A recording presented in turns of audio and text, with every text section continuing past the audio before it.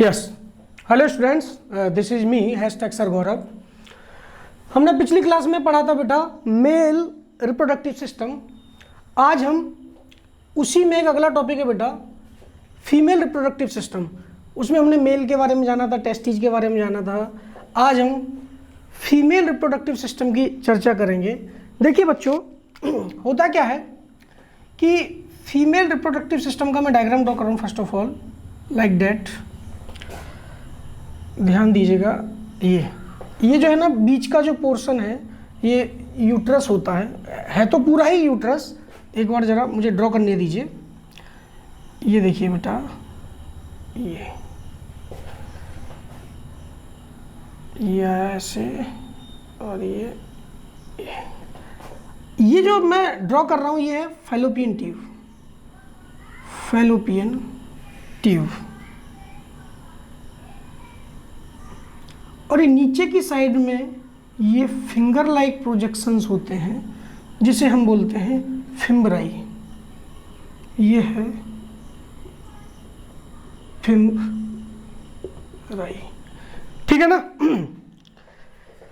Same structure जो इधर form होता है वही इधर होता है।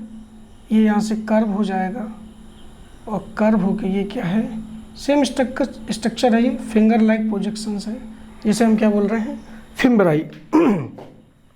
अब देखिए यहाँ पर ओवरी होती है।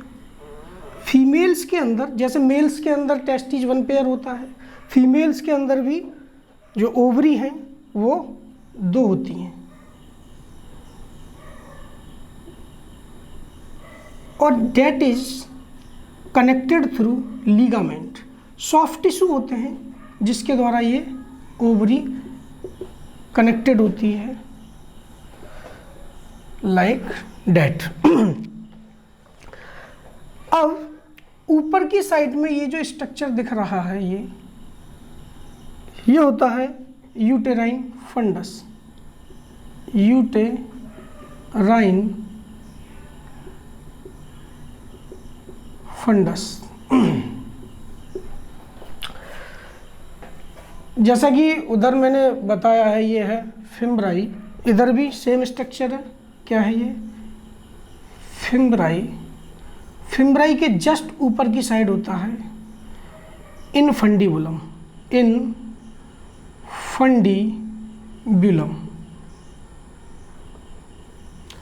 और इनफंडिबुलम के ऊपर ये स्ट्रक्चर जो है ये कहलाता है एम्पुला।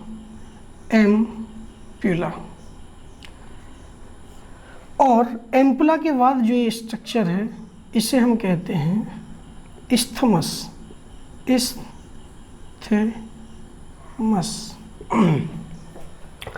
जो ये centre part of the uterus है ये कहलाता है यूटेराइन कैविटी।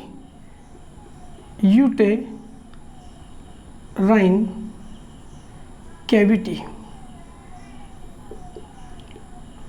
ध्यान दीजिए, इसका एक दूसरा नाम भी है। ये जो सेंटर पार्ट है जो यूट्रस का, यहाँ पे एक प्रकार से क्या होता है, इम्प्लांटेशन होता है।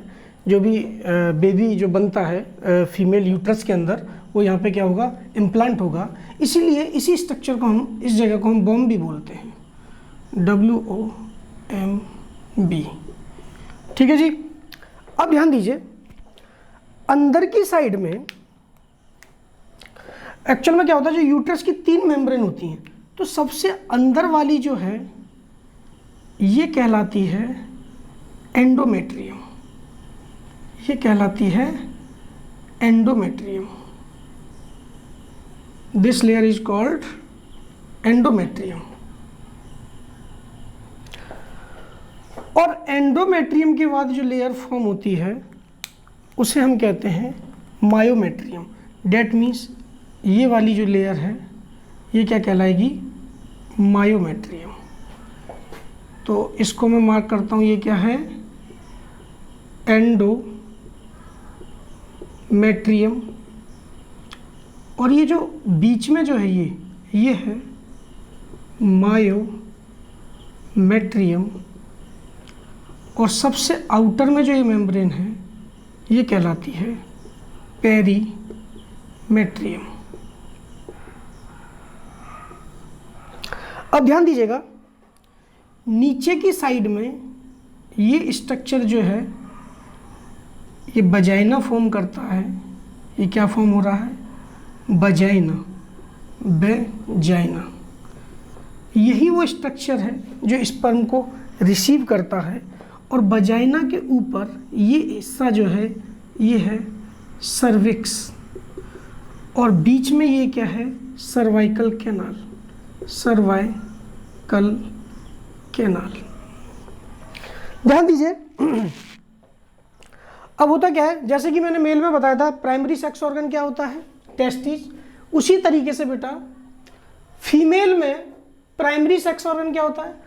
तो मैं यहाँ ड्रॉ कर देता हूँ या लिख दे रहा हूँ, primary sex organ in female, this is sine of female, is ovary. इसका मतलब प्राइमरी सेक्स ऑर्गन फीमेल में क्या होता है?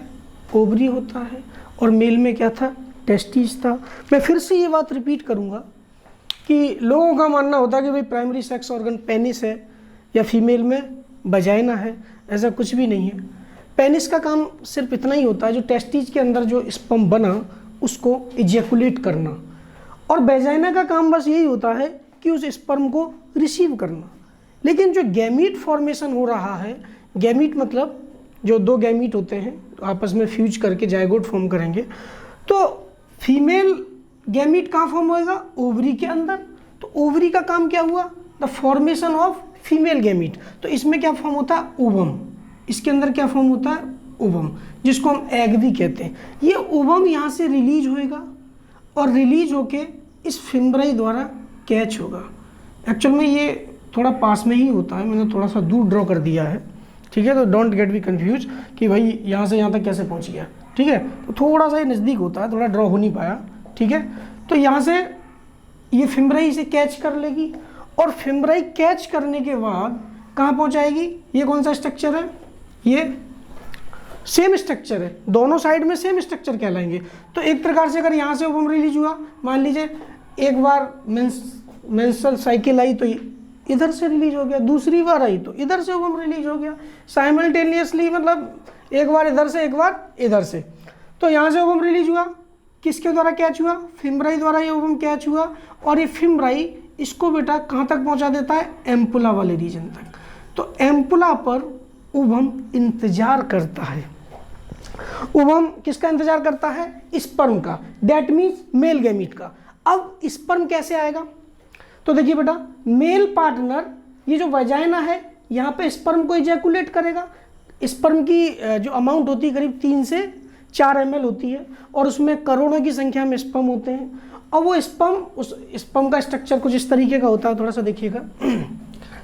ये उसका हेड है, और ये बीच में नेक होता है, ये है मिडिल पीस जिसमें माइटोकॉन्ड्रिया है, और स्विमिंग के लिए एक टेल पाई जाती है। इसकी हेल्प से क्या करता है? बहुत तेज़ी से स्विम करके ये यहाँ तक पहुँचेगा। कहाँ तक पहुँचेगा? एम्पुला तक। तो ये क्या है? टेल है, ये मिडिल पीस है, ये क्या है? हेड है, ये क्या है? नेक है। इसमें क्या होता है?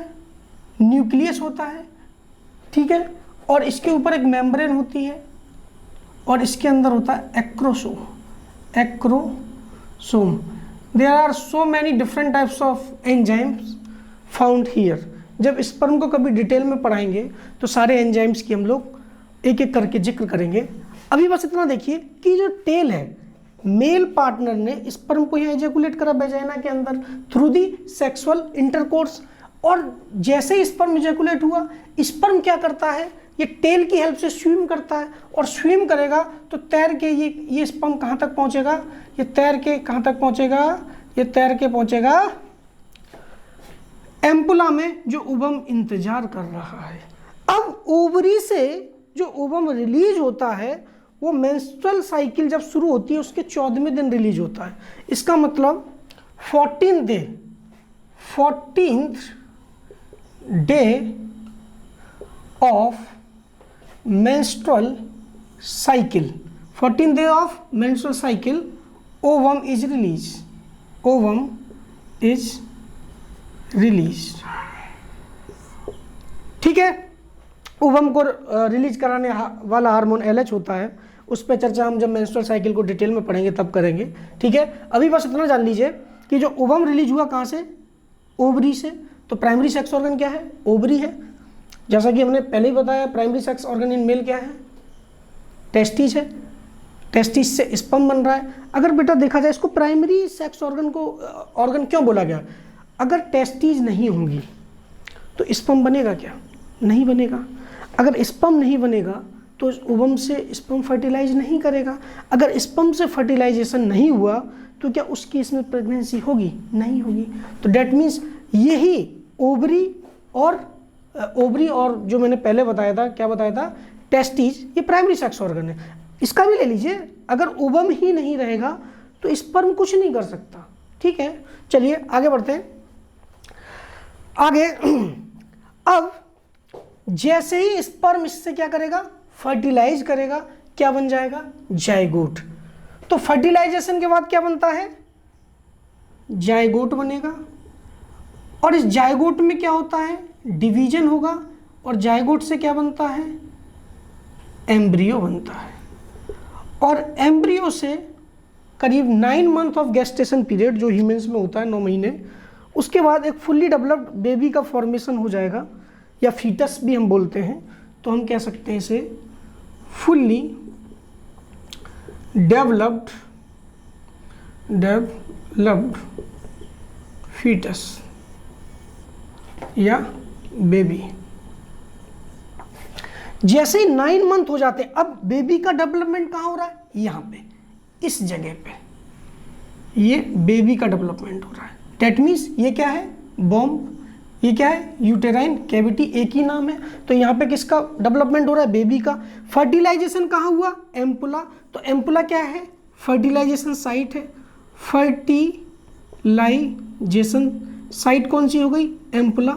फर्टिलाइजेशन का मतलब सिंपल होता है, when sperm fused with ovum, this process is known as fertilization. Sperm जो आया वो किसके साथ फ्यूज हो गया, ओवम के साथ। इस प्रोसेस को हम क्या कहेंगे, फर्टिलाइजेशन। जैसे ही फर्टिलाइजेशन हुआ, यहाँ पे जाइगोट बना। अब ये जाइगोट लगातार किधर मूव करेगा, फैलोपियन ट्यूब में। किस में मूव करेगा, फैलोपियन ट्यूब में। 1 से 2 सेल बनेंगी, 2 से 4, 4 से लगातार क्लीवेज होगा, 8 बनेंगी, 8 से 16 बनेंगी, और 16 से 32, 32 से 64, और यहाँ पे क्या हो जाएगा, इम्प्लांटेशन हो जाएगा। तो जो बेबी का डेवलपमेंट हुआ यहाँ हुआ। हालांकि ये हम जो पढ़ रहे हैं टॉपिक है फीमेल रिप्रोडक्टिव सिस्टम है।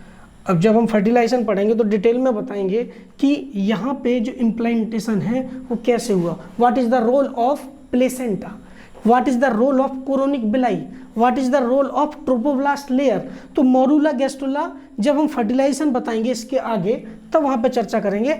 अभी हम सिर्फ बात करेंगे फीमेल रिप्रोडक्टिव सिस्टम, मतलब क्या होता है। तो क्या है, ये क्या है, पूरा ये फीमेल का रिप्रोडक्टिव सिस्टम है, जिसमें 2 ओवरी हैं, यूट्रस में 3 वॉल हैं, अंदर की तरफ क्या, एंडोमेट्रियम है, बीच में कौन सी है, मायोमेट्रियम है, और सबसे बाहर पेरीफेरी की तरफ जो मेम्ब्रेन है उसे हमने बोला है पेरीमेट्रियम। नीचे ये जो स्ट्रक्चर है ये वजाइना है। वजाइना के बाद सर्वाइकल कैनाल होता है, और यहाँ पे ये है जो ये है सर्विक्स फॉर्म हो रहा है। ठीक है, सर्विक्स। अब इन तीनों को मिला के एक नाम देते हैं हम बर्थ कैनाल। इसका मतलब जब बच्चा यहाँ पे 9 मंथ के गेस्टेशन पीरियड के बाद जब पार्चुरेशन होता है, डेट मीन्स पार्चुरेशन का मतलब होता है डिलीवरी ऑफ द बेबी, तो डिलीवर्ड होगा तो इसी रास्ते से होगा, सर्विक्स, सर्विकल कैनाल और वेजाइना, इसीलिए इसको हम बोलते हैं बर्थ कैनाल। अब मेरी बात ध्यान से सुनिए, जब बच्चा डेवलप हो जाता है, गेस्टेशन पीरियड पूरा हो गया, उसका 9 मंथ हो गया, तो एक हार्मोन होता है बॉडी में। हार्मोन होता है कौन सा, ऑक्सीटोसिन, जो पिट्यूटरी ग्लैंड जो ब्रेन में होती है वहाँ से रिलीज होता है। और ये ऑक्सीटोसिन हार्मोन, ये जो मायोमेट्रियम और पेरिमेट्रियम है, यहाँ पे स्मूथ मसल्स होती हैं और इनमें तेजी से कॉन्ट्रैक्शन कराएगा। जब कोई चीज़ कॉन्ट्रैक्ट करेगी तो उसका मतलब ये जो बेबी है ये एक्सपेल आउट हो जाएगा बाहर नेचुरल इन्वायरमेंट में। तो डिलीवरी करने वाला हार्मोन कोई पूछे भाई कौन सा है, तो है oxytocin. Oxytocin is also known as love hormone. Oxytocin को हम क्या कहते हैं, लव हार्मोन भी कहते हैं। मैं लिख देता हूँ ऑक्सीटोसिन, ये क्या है, ये डिलीवरी भी कराता है। It is also known as love hormone. ठीक है जी, अब देखिए आगे। अब सवाल ये उठता है, मान लीजिए कि कभी कभी क्या होता है कि ओवम फर्टिलाइज नहीं हुआ, तो क्या होगा। अगर ओवम फर्टिलाइज नहीं हुआ तो इसका मतलब क्या हुआ कि फीमेल को मेंसेस आ जाएंगे, दैट मीन्स पीरियड्स आ जाएंगे। तो मैं बार बार एक बात बोलता हूँ, ये जो ओवम है यहाँ पे इंतजार करता है किसका, स्पर्म का। तो अगर मैं बोलूँ ओवम स्पर्म की याद में तड़प तड़प के अपनी जान दे देता है, इसको समझिए। अगर स्पर्म इसे नहीं मिला इसका मतलब जायगोट नहीं बनेगा। अगर जायगोट नहीं बना तो इसका मतलब ओवम खाली रह गया। कुछ दिन बाद यहाँ पे क्या हो जाएगा, मेंस्ट्रुएशन आ जाएंगे, मेंसेस आ जाएंगे, high flow of the bleeding होगा 1st to 5th डे। ठीक है, अब उसके बाद होता क्या, मान लीजिए स्पर्म ने इसको फर्टिलाइज कर दिया, जायगोट बन गया। अब जायगोट से क्या बनेगा, एम्ब्रियो बनेगा। अब मेंसेस नहीं आएगा, 9 मंथ तक कोई मेंसेस नहीं आएगा। तो first sign of the pregnancy यही होता है कि जो फीमेल को पीरियड आने वाला होता है वो नहीं आएगा। ठीक है, दूसरी चीज सुनिए, ये जो फिम्ब्राई है और ये इनफंडिबुलम है और ये इस्थमस है, इन तीनों को मिला के हम क्या बोलते हैं, फैलोपियन ट्यूब। डेट मीन्स एक स्टार ऊपर है, एक ये है और एक ये है, इन तीनों को हम क्या बोलते हैं, फैलोपियन ट्यूब। स्टार मैंने आपकी समझ के लिए बना दी है ताकि इजीली समझ में आ जाए। तो सिंपल है, स्पर्म आया, इससे फर्टिलाइज करा, जायगोट बना, एम्ब्रियो बना, फुली डेवलप्ड फीटस बना। ठीक है, बहुत सारी जानकारी है इसके बारे में, मतलब कैसे बनता है क्या है। हालांकि ये इस टॉपिक का हिस्सा बस इतना ही है कि इसको अच्छे से समझना कि फीमेल रिप्रोडक्टिव सिस्टम में क्या होता है। तो प्राइमरी सेक्स ऑर्गन तो ओवरी होता है बेटा, एक लेफ्ट साइड में होती है, एक राइट साइड में होती है। और ये हिस्सा फिम्ब्राई है और ये क्या है, इनफंडिबुलम, उधर मैंने मार्क किया, ये है एम्पुला है, ये इस्थमस है। इन तीनों को मिला के, इन सबको मिला के हम क्या बोलते हैं, क्या बोलते हैं, फैलोपियन ट्यूब। चलिए आगे ध्यान दीजिए। आपने सुना होगा कि एक नसबंदी भी कोई चीज़ होती है। अब नसबंदी क्या होती है, नसबंदी एक्चुअल में क्या होता है, जब किसी कपल की फैमिली कंप्लीट हो जाती है, मान लीजिए उनको 2 बच्चे चाहिए थे, 2 हो गए, अब वो चाह रहे हैं कि हमें आगे कोई बच्चा नहीं चाहिए। तो क्या होता है कि इसमें नसबंदी का मतलब ये जो फैलोपियन ट्यूब है इसको यहाँ से कट कर देते हैं। यहाँ से क्या कर दिया, कट कर दिया और इसको ब्लॉक कर दिया। इसको हमने क्या कर दिया, ब्लॉक कर दिया। ब्लॉक का मतलब इसको टाई कर दिया, सूचरिंग कर दी यहाँ पे। अब ये बताइए, ओवम तो रिलीज होगा, ओवम रिलीज होके यहाँ तक तो पहुंचा, लेकिन हमने यहाँ पे रास्ता ब्रेक कर दिया। क्या स्पर्म इजैकुलेट तो होगा लेकिन इससे मीट नहीं कर पाएगा। जब ओवम से मुलाकात नहीं होगी तो क्या जायगोट बनेगा, नहीं बनेगा। अगर जायगोट नहीं बना तो प्रेगनेंसी कंसीव होगी, नहीं होगी। तो ये जो नसबंदी वाला जो ऑप्शन है ये परमानेंट ऑप्शन है। ठीक है, तो इसको कहते क्या है, अंग्रेजी में एक वर्ड है हिस्टेक्टमी। कहाँ जगह है, मैं यहाँ लिख देता हूँ, यहाँ लिखता हूँ हिस्टेरेक्टमी।